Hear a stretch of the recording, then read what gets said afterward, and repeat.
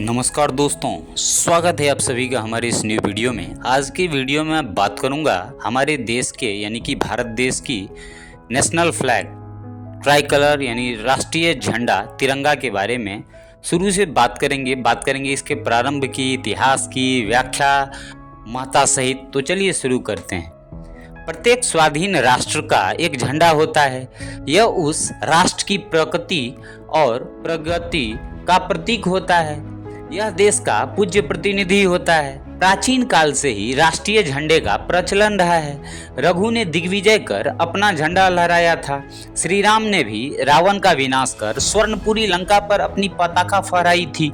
कामदेव के मीनकेतन तथा अर्जुन के कपिध्वज से हम सुपरिचित हैं। स्वतंत्रता के पहले स्वाधीनता आंदोलन के प्रतिनिधि तिरंगे झंडे के मध्य चरखे का चिन्ह था। चरखा भारतवर्ष के गृह उद्योग एवं श्रमिक वर्ग का प्रतीक है। स्वाधीनता आंदोलन में हम राजनीतिक विचार और दल के लोग कांग्रेस जैसे संयुक्त मोर्चे के अंदर थे। स्वाधीनता पाने के बाद अपने अपने लक्ष्य की पूर्ति के लिए सब दल कांग्रेस से अलग हो गए। तब राष्ट्र के झंडे का विचार आया, क्योंकि कांग्रेस ने अपना झंडा वही तिरंगा चरखे वाला रखा। निर्णय लिया गया कि राष्ट्रीय झंडे में चरखे की जगह अशोक चक्र रखा जाए और अशोक स्तंभ को राष्ट्रीय प्रतीक किया जाए। तब से अशोक चक्र वाला झंडा ही राष्ट्रीय झंडा है। आज बहुत कम लोग यह बतलाने में समर्थ होंगे कि इस राष्ट्रध्वज के रंगों की कल्पना सर्वप्रथम किसके मानस में उठी थी। मुंबई के महान देश सेविका श्रीमती भिखाजी कामा ने अगस्त सन 1907 ईस्वी में जर्मनी के स्टुटगार्ट के विशाल समाजवादी सम्मेलन में बोलते हुए अपनी साड़ी का पल्ला फाड़कर उसे भारतीय स्वतंत्रता के प्रतीक के रूप में फहरा दिया था। केसरिया रंग की पृष्ठभूमि में अष्टतार वाले राष्ट्रीय ध्वज के निर्माण का विचार उन्हीं के मन में पहली बार उठा था।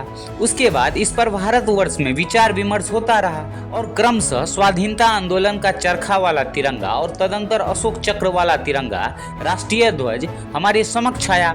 संसार में जितने स्वतंत्र राष्ट्र हैं, सबका अपना झंडा है। इन झंडों के रंगों और प्रतीकों के अंकन में बहुत अंतर है। किसी के झंडे पर 3 धारियां हैं तो किसी पर 13, किसी के ऊपर एक तारक चिन्ह है तो किसी के ऊपर 48, किसी के मध्य गजराज अंकित है तो किसी के ऊपर क्रुद्धव्यार्ध। इन धारियों, उनके रंगों तथा उन पर चित्रित प्रतीकों के अलग अलग अर्थ हैं। ये झंडे किसी भी देश की प्रकृति, उसकी सभ्यता और संस्कृति के स्मारक हैं। भारतीय राष्ट्रध्वज में 3 रंग हैं, ऊपर केसरिया, मध्य में उजला तथा नीचे हरा। उजली पट्टी में गाढ़ी नीले रंग का चक्र बना हुआ है जिसमें 24 अरे यानी कि तीलियां हैं। हमारा राष्ट्रध्वज हमारी प्रकृति और संस्कृति, हमारे संघर्ष और बलिदान, हमारी इच्छाओं और आशाओं का मूर्त रूप है। इस ध्वज निर्माण में जो तात्पर्य निहित है वह हमारी उच्चाशयता एवं विलक्षण भावनाओं को विश्व के राष्ट्रों में अनुपम बना देता है। हमारे ध्वज में प्रयुक्त विभिन्न रंगों तथा अंकित चक्र चिन्ह की अनेक व्याख्याएं प्रस्तुत की गई है। केसरिया रंग उत्साह और त्याग, उजला रंग सत्य और शांति तथा हरा रंग वीरता और प्रसन्नता का प्रतीक माना गया है। डॉक्टर राधाकृष्णन ने हरे रंग को भौतिकवादी सभ्यता में हमारे प्रकृति प्रेम का द्योतक माना है। एक कवि ने लिखा है, केसरिया बल भरने वाला सादा है सच्चाई, हरा रंग है हरी हमारी धरती की अंगराई। राष्ट्र कवि मैथिली शरण गुप्त ने हरे रंग को कर्म, उजले रंग को ज्ञान तथा केसरिया रंग को बलिदान और भक्ति का दिग्दर्शक माना है। इन 3 रंगों का मिलन क्या है? गंगा, यमुना और सरस्वती का संगम स्थल तीर्थराज प्रयाग। हम इस झंडे के द्वारा समस्त संसार को मुक्ति का संदेश देना चाहते हैं।